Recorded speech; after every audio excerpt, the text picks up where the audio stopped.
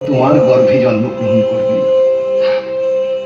বলো, তুমি কত জানো, কত বোঝো, কিন্তু তুমি বলো, আমি আমি কি করে সহ্য করি, আমি কি করে সহ্য করি? একটু শান্ত হও। শোনো শোনো, ভগবানকে নিশ্চয়ই তুমি প্রার্থনা করেছিলে কোনো যুগে, তাকে পুত্র রূপে পেতে চাও।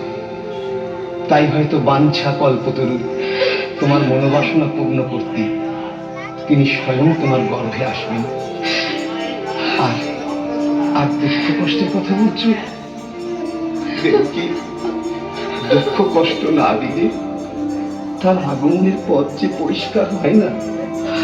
দুঃখ কষ্ট দিলে তবেই তো তুমি তাকে ডাকবে। আর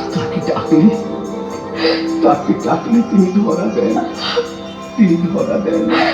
আমি আর ভাবতে পারছি না গো, আমি আর ভাবতে পারছি না, এ তার কেমন লীলা, আমি ভাবতে